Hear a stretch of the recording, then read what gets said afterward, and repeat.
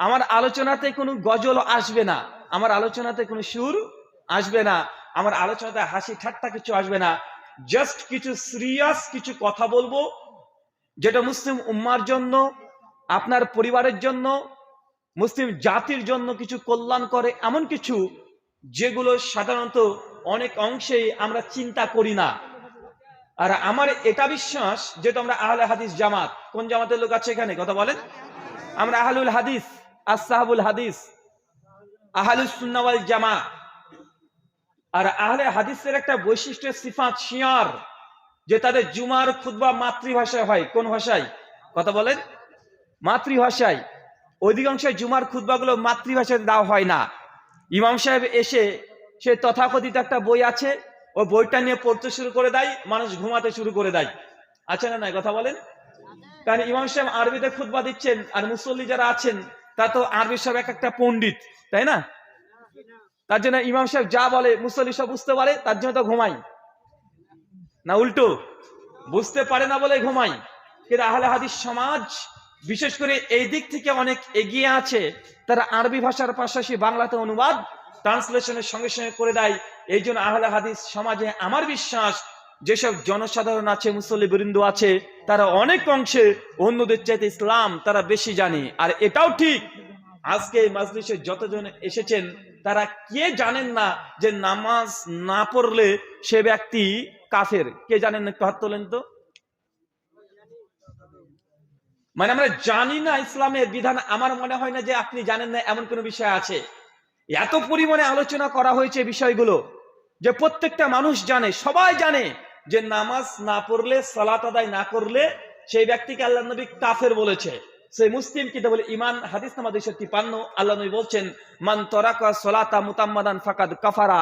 যে ব্যক্তি ইচ্ছাকৃত নামাজকে ত্যাগ করে দিয়েছে, নামাজকে ছেড়ে দিয়েছে, ফাকাদ কাফারা, এই ব্যক্তি কুফরি করেছে। শেখ সালেহ আল উসাইমিন তার বিখ্যাত গ্রন্থ তারকুস সালাহ পৃষ্ঠা নম্বর 9 বলছে, এই কুফরি করার অর্থ সে ব্যক্তি কাফের হয়ে গেছে। কি হয়েছে কথা বলেন? কাফের হয়ে গেছে। মানে একজন মুসলিম সে নামাজ পড়বে, এটা বাধ্য। আর নামাজ যদি না পড়ে, আল্লাহ নবী বলছে সে কাফের হয়ে গেছে। কেমন কাফের? এর দৃষ্টান্ত আল্লাহ নবী দিয়েছেন। তাবরানী আওসাত হাদিস নাম্বার 1859 আল্লাহ নবী বলছেন, যে ব্যক্তি সালাত ত্যাগ করে দিয়েছে, নামাজ পড়ে না, চাই সে নারী হোক চাই সে পুরুষ হোক, সে কিয়ামতের মাঠে উত্থিত হবে 1 নম্বর ফেরাউনের সঙ্গে, 2 নম্বর হামানের সঙ্গে, নমরুদের সঙ্গে। এই কোয়ালিটির ব্যক্তির সঙ্গে কিয়ামতের মাঠে তার দেখা হবে, মানে তার পেছনে উঠবে। তেমন আপনাকে বুঝতে হবে, যে ব্যক্তি দুনিয়াতে নামাজ পড়ে না, ও নিজেকে আহলে হাদিস দাবি করলেও সে প্রকৃতপক্ষে ফেরাউনের উম্মত হিসেবে কিয়ামতের মাঠে উঠবে। কারা জানি না। সুনান নাসাই হাদিস নাম্বার 666 সনদ হাসান, আল্লাহ নবী বলছেন, বান্দার বিচারের দিন কিয়ামতের মাঠে সবচেয়ে প্রথম যে হিসাবটা না হবে সেটার নাম কি? as-সালাত। কিসের কথা বলেন? সালাত। যার সালাত তথা নামাজ আল্লাহ সন্তুষ্ট হয়ে যাবে, আল্লাহ সুবহানাহু ওয়া তাআলা তারপরে বলবে তোমার হজটাকে দেখাও, তারপরে বলবে যাকাতটাকে দেখাও, তারপর বলে দান সাদকাকে কি করেছে সেগুলো দেখাও, তারপরে বলে কুরবানিটাকে দেখাও। যার সালাত আল্লাহ খুশি করতে পারবেন না নামাজ দিয়ে, আল্লাহ সুবহানাহু ওয়া তাআলা অন্য ইবাদতগুলোর দিকে দৃষ্টি দেবেন না। শেখ সালেহ আল উসাইমিন তারকুস সালাহ পৃষ্ঠা নম্বর 29 বলছে, যে ব্যক্তি নামাজে পাবন্দি নাই, নামাজ পড়ে না, এই ব্যক্তি যদি যাকাত দেয়, তার যাকাতটা ততক্ষণ আল্লাহ কবুল করবেন না যতক্ষণ না নামাজের হিসাব হয়। মানে নামাজ আল্লাহ খুশি তো যাকাতের মূল্য আছে। নামাজ যদি আল্লাহ খুশি হয়ে যায়, দানের মূল্য আছে। নামাজ যদি আল্লাহ পেয়ে যায়, সাদকার হিসাব নেবে। নামাজ যদি পেয়ে যায়, কুরবানি করেছেন কি করেন না এই হিসাব আসবে। এখন আপনাকে আমার বলার উদ্দেশ্য এটা, ভাইজান আমরা মুসলিম কিন্তু আমরা নামাজ পড়ি না। আর নামাজ না পড়লে কি পরিণতি, এগুলো আমাদের জানা আছে না নাই? কথা বলেন। আছে। গীবত করা যাবে না। গীবত করলে মৃত ভাইয়ের মাংস খাওয়ার ন্যায় পাপ করছেন। কারা কারা জানেন না? কথা বলেন। কে জানি না? যে ব্যক্তি গীবত করে, সমালোচনা করে, পরনিন্দা করে, চর্চা করে, কিয়ামতের মাঠে সে নিজের শরীরের মাংসগুলোকে একা একা বের করবার, নিজে নিজে খেতে থাকবে। সুনান আবু দাউদ হাদিস নাম্বার 2429 সনদ হাসান। আমরা কে জানি না? আমরা সবাই জানি। আল্লাহ নবী বলছেন, কোন ব্যক্তি যদি কোনো ব্যক্তির একটা আল বোঝেন, আল মাঠের আল বোঝেন না ভাই? মাঠের সীমানা বোঝেন না? আল্লাহ নবী বলছে, কেউ যদি কোন ব্যক্তির আল বা সীমানাকে জবরদখল 1 বিঘত যদি দখল করে নেয়, কিয়ামতের মাঠে ওই মাঠ সম পরিমাণ, ওই জমি সম পরিমাণ আরো দ্বিগুণ, আরো 10 গুণ তার কাঁধের উপরে চাপিয়ে দেওয়া হবে। সে কিয়ামতের মাঠে ওটা নিয়ে ঘুরতে থাকবে, আর মানুষ তাকে দেখবে আর তাচ্ছিল্য করবে। মানে এলাকার চেয়ারম্যান, মেম্বার, আপনি করা যদি জমি যদি আত্মসাৎ করে নেন, প্রতারণা বাটপারি করে নিয়ে নেন, কিয়ামতের মাঠে ওই জমি, ওই সম্পত্তি আপনার কাঁধে দিয়ে দেওয়া হবে, আর মানুষ আপনাকে দেখবে যে আপনি একজন প্রতারক। বা আমরা কারা কারা এই হাদিসটা জানি না? আমি আপনাকে আগেই বলেছি, আমরা আলেম ওলামা ওয়াজিন যারা আছি, আমরা এই কথাগুলো এত পরিমাণে বলেছি যে মানুষ জানে না এমনটা নয়। মুসলমানরা জানে তো জানে, হিন্দুরাও জানে। হিন্দুরাও তারা বলে যে ইসলাম ধর্মের সুদ খাওয়া হারাম। কেউ যদি জেনে বুঝে 1 টাকা সুদ খায়, 36 বার জেনা করলে যত পাপ হয়, ওই ব্যক্তি একাই তত পাপ করেছে। ভাই এই কথাগুলো কি নতুন কথা বলেন? এগুলো কি নতুন? নতুন নয়।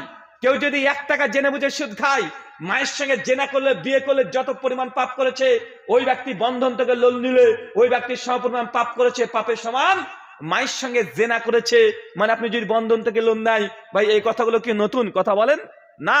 মানে আমরা জানি সবগুলোই। ঘুষ দেওয়া যাবে না, চুরি করা যাবে না, চুরি করলে সূরা মাইদার 38 নম্বর আয়াত তার হাত থেকে কেটে বাদ দিয়ে দিতে হবে। কেউ যদি জেনা করে, অবিবাহিত ব্যক্তি, তাকে 100 বেত্রাঘাত মারতে হবে। বিবাহিত নারী পুরুষ যদি জেনা করে, তাকে একদম রাস্তার মধ্যে প্রকাশ্যে তাকে একদম দাফন করে দিবে, অর্ধবুক পর্যন্ত ইট ঢেল পাথর দিয়ে মারতে মারতে একদম মেরে ফেলতে হবে। সেই মুসলিম কিতাবুল হুদুদ হাদিস নাম্বার 2325 আল্লাহ নবী এই কথাগুলো বলেছে। ভাই এগুলো আমরা কারা কারা জানি না? আমরা সবই জানি। এই জন্য আপনাকে বলেছি যে মুসলমান জানে না এমন কোন আহকাম, এমন কোন হুকুম নেই। ইসলাম এটা নতুন কোন দিন নয়। 1400 বছর ধরে যেইভাবে আছে, আজকের দিনে ওইভাবে আছে। বিন্দু পরিমাণে কেউ পরিবর্তন করতে পারবে কথা বলেন? না। তাই আজকের আলোচ্য বিষয় একটু আমি ভিন্ন নিয়েছি। আলোচ্য বিষয় মুসলিম জাতির অধপতনের কারণ, এ থেকে উত্তোলনের উপায়। মানে মুসলিম জাতি সমস্ত কিছু জানে, কিন্তু তারপরেও গোটা বিশ্ব জগতে মুসলিম জাতি আজকে নির্যাতিত। বা নির্যাতিত কি নির্যাতিত নয় কথা বলেন? আমার সঙ্গে কথা বলতে হবে। গোটা বিশ্ব জগতে কোন ধর্মের অনুসারী যদি নির্যাতিত হয়, নিষ্পেষিত, লাঞ্ছিত, বঞ্চিত, পদদলিত, কোন ধর্মের অনুসারীটা? কোন ধর্মের? আমরা মুসলমানরা কোন হিন্দুকে দেখবে না তারা নির্যাতন হচ্ছে কোন ব্যক্তি দ্বারা, কোন খ্রিস্টানকে দেখবেন না, কোন ইহুদিকে দেখবেন না। আমাদের মুসলিম, আমাদের অপরাধ এটাই। এই জন্য গোটা বিশ্ব জগতে আমরা নির্যাতিত। গোটা বিশ্ব জগতে যে ধর্মের ধর্মগ্রন্থকে সবচেয়ে বেশি অবমাননা করা হয়, সবচেয়ে নিন্দা জানানো হয়, সে ধর্মগ্রন্থের নাম কি কথা বলেন? আল কোরআন। কখনো কোনো নাস্তিককে দেখেছেন সারা গীতাকে নিয়ে তারা তুচ্ছ তাচ্ছিল্য করছে? কোন নাস্তিককে দেখেছেন? কোন খ্রিস্টানদের ধর্মগ্রন্থ বাইবেলকে নিয়ে তুচ্ছ তাচ্ছিল্য করছে? কিন্তু মুসলমানদের কোরআনকে নিয়ে করা হয় কি হয় না? হয়। পৃথিবীতে এমন কোন ব্যক্তি নেই যার বিরুদ্ধে সবচেয়ে সমালোচনা করা হয়। তার নাম মুহাম্মদ রাসূলুল্লাহ সাল্লাল্লাহু আলাইহি সাল্লাম। প্রত্যেক বছরে দেবেন একটা করে ইস্যু আসে বহির্বিশ্ব থেকে আমাদের নবীর উপরে তীব্র নিন্দা, প্রতিবাদ, নোংরামি ভাষা ব্যবহার করা হয় কি হয় না? হয়। মুসলমান জাতি গোটা বিশ্ব জগতে কতগুলো আছে জানেন? টাইমস অফ ইন্ডিয়া আন্তর্জাতিক লেভেলের পত্রিকা 2015 সালে 13 অক্টোবর পৃষ্ঠা নাম্বার 19 তারা বলছেন গোটা বিশ্ব জগতে মুসলমানরা আছে 170 কোটি। কত কোটি কথা বলেন? কত কোটি? 170 কোটি। হিন্দুরা আছে 130 কোটি, খ্রিস্টানরা আছে 220 কোটি। তার মানে বোঝা গেল গোটা বিশ্ব জগতে আমরা মুসলিমরা মোটেই সংখ্যায় কম নয়। আমরা সনাতনী হিন্দুদের চাইতে বেশি আছি না? নাই, আমরা বেশি আছি। আমরা 170 কোটি আমরা আছি মুসলমান, আর প্রায় 130 কোটি আছে হিন্দু সনাতনীরা, খ্রিস্টান আছে 220 কোটি। তারপরেও গোটা বিশ্ব জগতে মুসলিম জাতি নির্যাতিত।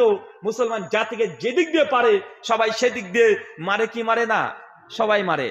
একটা কথা মনে করে দিই, আজ থেকে কয়েক বছর আগে বার্মার রোহিঙ্গা মুসলিমদের উপরে নির্যাতন, এগুলো আমরা দেখেছি কি দেখি না কথা বলেন? মাত্র 4-5 বছর হলো, খুব বেশি নয়, 4-5 বছর হয়েছে। বার্মার রোহিঙ্গা মুসলিমদের উপরে নির্যাতন কারা করেছে? ধর্ম হচ্ছে বৌদ্ধ। কারা কথা বলেন? বৌদ্ধ ধর্মের অনুসারী। তারা গোটা বিশ্ব জগতে 1.5 কোটিও নাই। গোটা বিশ্ব জগতে 1.5 থেকে 2 কোটি হচ্ছে বৌদ্ধরা। আর যাদের উপরে আক্রমণ করছে তারা সংখ্যায় 170 কোটি। আমি সেই সময় থেকে বলে এসেছি যে ভারতবর্ষের মুসলমানরা, বাংলাদেশের মুসলমানরা আর পাকিস্তানের মুসলমান যে কটা আছে, এই কটা মুসলমান যদি বার্মার দিকে মুখ করে এক বেলা পেশাব করে দেয়, বার্মার রোহিঙ্গা যত বৌদ্ধরা আছে গোটা বার্মা ভাসতে ভাসতে ভাসতে ভাসতে চলে যাবে। মুসলমান এত পরিমাণে আছে। তারপরেও বৌদ্ধরা মুসলিম জাতির উপরে নির্যাতন করে মুসলমানদের রক্ত দিয়ে তারা গোসল করেছে কি করে নাই? এই তো মাত্র 4-5 বছর ইতিহাস, খুব বেশি দিনের ইতিহাস নয়। এখনই যদি গুগলে সার্চ করেন রোহিঙ্গা মুসলিম লিখলেই দেখবেন রোহিঙ্গা মুসলিমের উপরে কত নির্যাতন করা হয়েছে। ভাই এই যে গোটা বিশ্ব জগতের প্রেক্ষাপট, মুসলিম জাতিকে ইসরায়েল থেকে আজকে তাড়িয়ে দেওয়া হয়েছে কি হয় নাই? হয়েছে। ইসরায়েল দেশটা কাদের ছিল? মুসলমানদের। যে ভারতবর্ষে আমরা বাস করছি, এই ভারতবর্ষে মুসলমানরা 800 বছর শাসন করেছি, তারপরে ভারতবর্ষে আজকে মুসলমানরা এনআরসির খাতে চলে এসেছে। আমাদের ভেতরে একটা ভয় কাজ করে কি করে না? অথচ আমরা ভারতবর্ষে মুসলমানরা 1000 বছর কাছাকাছি আমরা শাসন করেছি। তার মানে আপনি বুঝতে পারছেন যে মুসলমান জাতি আজ কত ভয়াবহ অবস্থা। স্পেন দেশটা দেখেন, মুসলমানরা 800 বছর শাসন করেছে। গোটা বিশ্ব জগতের 56 খানা রাষ্ট্র আছে, মুসলমানের সংখ্যায় বেশি 56 খানা রাষ্ট্র। কয়টা? কথা বলেন। 56 খানা। মুসলিম জাতির অবস্থান গোটা বিশ্ব জগতে দেখেন, 56 খানা মুসলিম রাষ্ট্র আছে। ইসরায়েল দেশ আমাদের মুসলমানদের ছিল, এখন ইহুদিরা দখল করে নিয়েছে। ভারতবর্ষ মুসলমানদের ছিল, হিন্দুরা দখল করে নিয়েছে। বার্মা ছিল মুসলমানদের, বৌদ্ধরা দখল করে নিয়েছে। কথা আপনি বুঝতে পারছেন না। একটু যদি ভাবতেন, স্পেন দেশ মুসলমানদের, খ্রিস্টানরা দখল করে নিয়েছে। এতটুক যদি চিন্তা করতেন যে মুসলমান, আল্লাহ সুবহানাহু বলছে কুনতুম খায়রা উম্মাতিন উখরিজাত লিন-নাস, মুসলিম জাতিকে লক্ষ্য করে সূরা আলে ইমরান সূরা 3 আয়াত নাম্বার 110 আল্লাহ বলছেন কুনতুম খায়রা উম্মাতিন উখরিজাত লিন-নাস, যে অনেক মানুষের মধ্যে, তার মধ্যে মুসলমানদের মধ্যে থেকে একটা জাতিকে, একটা দলকে আল্লাহ বের করে নিয়েছে। উখরিজাত লিন-নাস, তারা খায়রুন নাস, সবচাইতে উত্তম ব্যক্তি। গোটা বিশ্ব জগতের ইতিহাস দেখলে কি মুসলমানদেরকে এখন উত্তম মনে হয় না? সবচেয়ে নির্বোধ মনে হয়, সবচেয়ে বোকা মনে হয়। যে কোনো দিক থেকে মুসলমান জাতের সব থেকে নিচে আছে। শিক্ষার দিক দিয়ে বলেন, বিজ্ঞানের দিক থেকে বলেন, যদি বলেন যে গোটা আন্তর্জাতিক রাজনীতির প্রেক্ষাপটে, তবুও সব দিক দিয়ে মুসলিম জাতি আজকে একদম নিচুর থেকে নিচুর তলাতে নেমে পড়েছে। কারণ কি জানা দরকার আছে না নাই? এটা তো মুসলমান জাতির অবস্থান। এ থেকে উত্তোলনের উপায় কি? জি, এই কথা আল্লাহর নবী আজ থেকে 1400 বছর আগে তিনি বলে গেছেন। সুনানে আবু দাউদ কিতাবুল ফিতান হাদিস নাম্বার 4299, আল্লামা নাসিরউদ্দিন আলবানী, শেখ শুআইব আরনাউত, হাফেজ জুবার আল-জাই, ইমাম হাজার আসকালানি হাদিসের সনদকে হাসান বলেছেন। আল্লাহ নবী বলছেন, শাওবান রাদিয়াল্লাহু তাআলা আনহু তিনি বলছেন, আল্লাহ নবীকে বলতে শুনেছি, অচিরেই তোমাদের মধ্যে এমন একটা পরিস্থিতি আসবে যেই সীমাতে অমুসলিমরা, বেধর্মীরা, ইসলাম বিদ্বেষীরা মুসলিম জাতির উপরে এমন ভাবে আক্রমণ করবে, যেমন ভাবে একটা ক্ষুধার্ত ব্যক্তি, একটা ক্ষুধার্ত বাঘ কোন খাবারের প্লেট দেখলে যে ঝাঁপিয়ে পড়ে, ওইভাবে খাবারের প্লেটে যেমন ঝাঁপিয়ে পড়ে মুসলিম জাতির উপরে অন্য বেধর্মীরা, ঠিক এইভাবে চতুর্দিক থেকে ঝাঁপিয়ে পড়বে। ভাই হাদিসের বাস্তবতা পাচ্ছেন? কথা মনে বুঝতে পারছেন না? রাত হয়ে গেছে। আমি আগে বলেছি আমার আলোচনাতে কোনো গান থাকবে না, গজল থাকবে না, কৌতুক থাকবে না, হাসি থাকবে না। সিরিয়াস কিছু কথা বলবো, যে কথাগুলো মুসলিম জাতি আপনাকে জানা দরকার। নিজের চেহারা থেকে আয়নাতে মুখ দেখে দেখতে হবে। মুসলিম জাতি কখন আমরা এই অবস্থায়